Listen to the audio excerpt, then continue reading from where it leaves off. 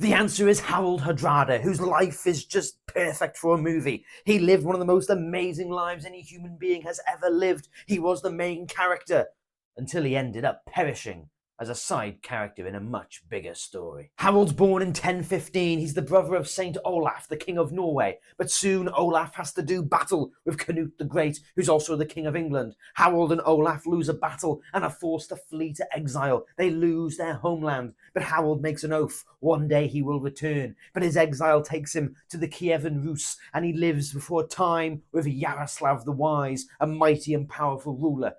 Yaroslav identifies that Harold is strong, powerful, and makes him one of the commanders of his guard. But Harold, he's a man of destiny, and he sees loftier heights upon the horizon. And Harold now goes to Constantinople, where dreams are made. It's the largest city in the Western world. It is massive. It's the capital of the Roman Empire. And the Roman Empire is under a lot of pressure, but it's still pretty vast. And Harold soon becomes a member of the Varangian Guard, the personal bodyguard of the Emperor. But Harold isn't just a regular old guard member. He rises to become its commander, and he would lead the Emperor's armies, the Roman legions, across battlefields into the Holy Land, where the Christian Harold would have gazed upon Jerusalem. He would have fought in Sicily, in Italy, in North Africa, all across the Mediterranean. Harold dueled the enemies of the empire, and he amassed a massive fortune, becoming one of the richest men in the world. And Yaroslav, back in the Kievan Rus, became Harold's bank account. But it would all come crashing down when Harold would fall foul of the powerful and mysterious Empress Zoe. He was locked up, but he soon escaped and overthrew the new emperor, and likely may have personally blinded the new emperor. But Harold now went back to the Kievan Rus,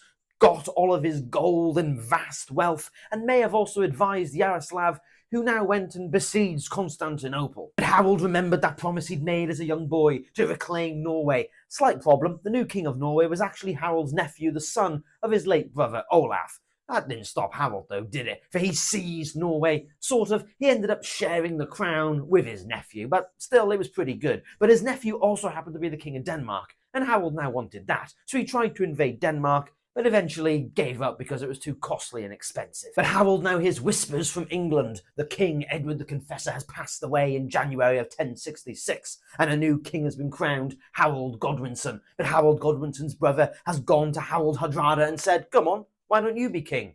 And Harold Hardrada creates the most dubious claim in all of English history and says, "I'm now the King of England," and launches what could be considered the last Viking enterprise in England. If you were a betting man at the start of 1066 and you had to choose between Harold Hardrada, Harold Godwinson, or William of Normandy, you would put everything on Harold Hardrada. He is a peerless prince, a magnificent warrior who has literally fought battles across all of Europe. No one seems to be able to stop him, and yet at the Battle of Stamford Bridge, right as the fighting commenced, as swords and shields smashed upon the battlefield, Harold got hit in the neck with an arrow, fell, and perished. It was all over. He'd lived his life, one of the most amazing lives in all of history. He'd been the main character in the Eastern Roman Empire, in the Kievan Rus, across Scandinavia. But yet in the story of 1066, he's a side character. But what a legend it made, and what a story it makes today. I hope you enjoy.